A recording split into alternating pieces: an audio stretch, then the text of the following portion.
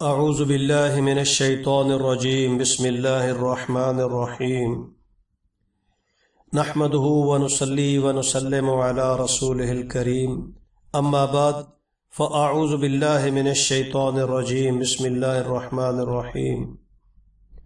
واجب الاحترام گرامی قدر معزز سامعین حضرات، آج کی اس نشست میں ہم اس بات کا اظہار کریں گے کہ اللہ تعالیٰ نے جو نعمت دی ہے اس نعمت کی بندے کو قدر بھی کرنی چاہیے۔ یعنی اللہ رب العزت نے جو نعمت عطا فرمائی ہے اس نعمت کی قدر کرنا بھی بہت ضروری ہے، ورنہ وہ نعمت جو ہے وہ واپس چھین لی جاتی ہے۔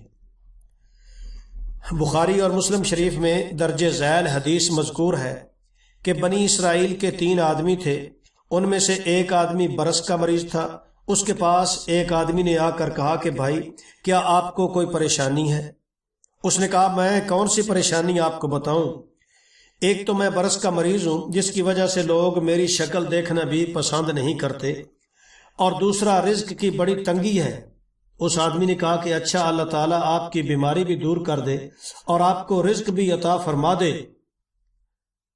نتیجہ یہ نکلا کہ اللہ تعالیٰ نے اس کی بیماری بھی دور فرما دی اور اللہ تعالیٰ نے اسے ایک اونٹنی عطا فرمائی جو بڑی بابرکت تھی۔ اس اونٹنی کی نسل میں اتنی بڑھوتی ہوئی کہ وہ ہزاروں اونٹوں اور اونٹنیوں کے ریوڑ کا مالک بن گیا، جس کی وجہ سے وہ بڑا امیر آدمی بن گیا اور اپنی رہائش کے لیے محلات بنا لیے۔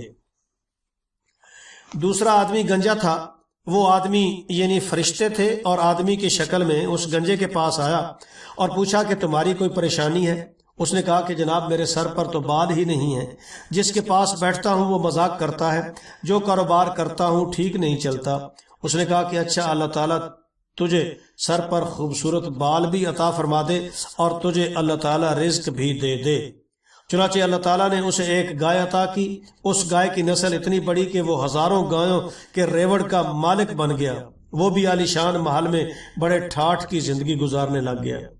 تیسرا آدمی اندھا تھا، وہ آدمی اس اندھے کے پاس گیا اور اسے پوچھا کہ بھائی آپ کو کوئی پریشانی تو نہیں؟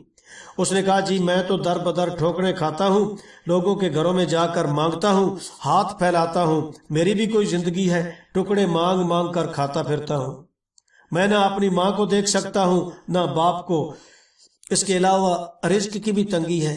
اس آدمی نے کہا کہ بینائی کے لیے اور رزق کے لیے فراخی کے لیے دعا کرتا ہوں۔ اللہ تعالیٰ نے اسے بینائی بھی عطا فرما دی اور اس کو ایک بکری دے دی۔ اس بکری کا ریوڑ اتنا بڑا کہ وہ ہزاروں بکریوں کا مالک بن گیا۔ اس طرح وہ بھی عالی شان محل میں عزت کی زندگی گزارنے لگا۔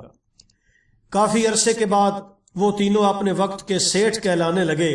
کافی عرصہ گزرنے کے بعد وہی آدمی یعنی فرشتہ جو تھا وہ آدمی کی شکل میں پہلے آدمی کے پاس آیا اور اس نے اس سے کہا کہ میں ایک محتاج ہوں،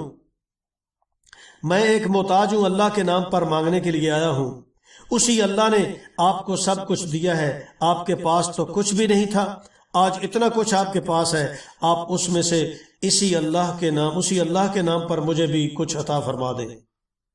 جب اس نے سنا کہ تمہارے پاس کچھ بھی نہیں تھا تو اس آدمی کا پارا چڑھ گیا سیٹھ صاحب کا، اور کہنے لگا کہ ذلیل قسم کے لوگ مانگنے کے لیے آ جاتے ہیں، خبردار آئندہ ایسی بات نہ کرنا، میں امیر، میرا باپ امیر، میرا دادا امیر، میرا پردادا بھی امیر تھا، ہم تو جدی پشتی امیر اور خاندانی لوگ ہیں، تم کون ہو بات کرنے والے کہ تمہارے پاس کچھ بھی نہیں تھا، چلو جاؤ یہاں سے ورنہ میں جوتے لگوا دوں گا۔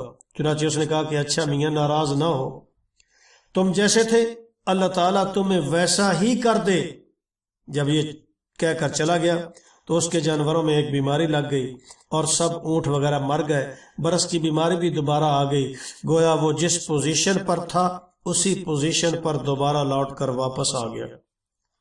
اب وہ آدمی اس دوسرے آدمی کے پاس گیا، اس سے کہا کہ میں محتاج ہوں، میں اسی اللہ کے نام پر مانگنے آیا ہوں جس نے آپ کو سب کچھ عطا فرمایا ہے، آپ کے پاس تو کچھ بھی نہیں تھا، آج اتنا کچھ ہے۔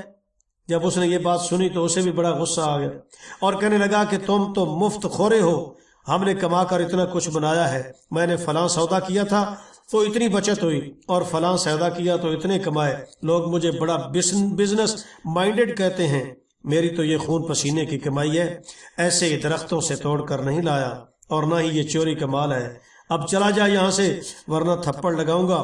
جب اس امیر آدمی نے خوب ڈانٹ ڈپٹ کی تو اس نے کہا بھائی ناراض نہ ہو، چلا جاتا ہوں، لیکن تم جیسے تھے اللہ تعالیٰ تمہیں دوبارہ ویسا ہی کر دے۔ چنانچہ اس کے سر کے بال بھی غائب ہو گئے اور اللہ رب العزت نے اس کی گایوں میں ایسی بیماری پیدا کر دی جس کی وجہ سے سب مر گئیں۔ اسی طرح وہ پہلے جیسے تھا ویسا ہی بن گیا۔ اس کے بعد وہ شخص تیسرے آدمی کے پاس آیا، اس سے کہا کہ بھائی میں اللہ کے نام پر مانگنے آیا ہوں، محتاج ہوں، آپ کے پاس کچھ بھی نہیں تھا، اللہ تعالیٰ نے آپ کو سب کچھ دیا ہے، اب اسی اللہ کے نام پر مجھے بھی عطا فرما دیں۔ جب اس نے یہ بات سنی تو اس کی آنکھوں میں آنسو آ گئے اور کہنے لگا کہ بھائی تم نے بالکل سچ کہا ہے، میں تو اندھا تھا، لوگوں کے لیے صرف رات کو اندھیرا ہوتا ہے، میرے لیے تو دن کو بھی اندھیرا تھا۔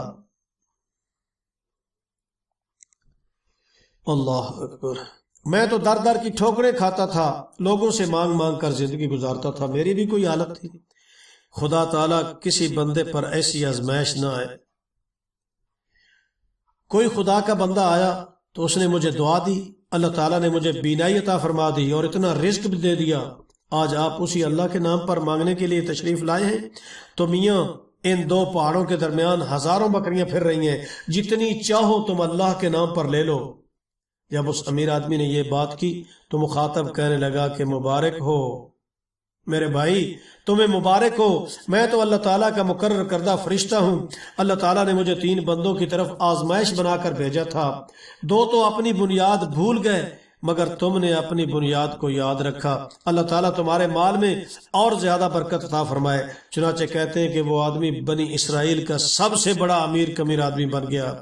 یہ بات ثابت ہوئی کہ بندہ اگر اپنی اوقات اور اپنی بنیاد کو یاد رکھے تو اللہ تعالیٰ برکت عطا فرما دیتے ہیں۔ الفاظ بندے کے ہیں، حدیث جو ہے اس کا مضمون بخاری اور مسلم شریف کا ہے۔ سبحان اللہ۔ اللہ تعالیٰ جب آزمائش دیتے ہیں بندے کو تو بندے کو چاہیے کہ کوشش کر کے اس آزمائش میں پورا اترے۔ نعمتیں عطا فرمائی ہیں اللہ تعالیٰ نے تو نعمتوں کی قدر بھی کرے اور اپنے گزرے ہوئے وقت کو یاد رکھے کہ کیسے حالات سے گزرا ہوں۔ بہرحال بنی اسرائیل کے لوگ اور یہ نابینا جو ہے اس میں کامیاب ہو گیا، پہلے 2 جو ہیں وہ ناکام ہو گئے اللہ تعالیٰ کی آزمائش میں۔ نابینے کے بارے میں تو ویسے بھی حدیث میں آتا ہے کہ اگر وہ صبر کرے گا اپنے اسی حالت پر اللہ رب العزت اس کے بدلے اسے جنت عطا فرما دیں گے۔ اور پھر بکری والا تھا تو بکری والوں میں اللہ تعالیٰ نے ویسے ہی عاجزی اور مسکنت رکھی ہے۔ حدیث میں ارشاد فرمایا گیا کہ گھوڑے والے متکبر ہوتے ہیں لیکن بکریوں والے جو ہیں وہ عاجز اور مسکین ہوتے ہیں۔ اس نے اپنی اصل کو یاد رکھا، اللہ تعالیٰ نے اسے ہمیشہ ہمیشہ کے لیے سرفراز فرما دیا، اور جو پہلے 2 ناکام ہو گئے وہ دنیا میں بھی ذلیل و رسوا ہوئے اور پریشان ہوئے، اور آخرت میں ٹھکانہ جو ہے وہ اللہ رب العزت خوب جانتے ہیں۔ دعا ہے کہ اللہ رب العزت ایسے واقعات کو سننے، سمجھنے اور ان میں سے جو نتیجہ ہے جو ہمارے فائدے کی چیز ہے اسے حاصل کرنے کی توفیق عطا فرمائے اور نیک کام کرنے کی بھی توفیق عطا فرمائے۔ وَأَفْوِضْ أَمْرِي إِلَى اللَّهِ إِنَّ اللَّهَ بَصِيرٌ بِالْعِبَادِ۔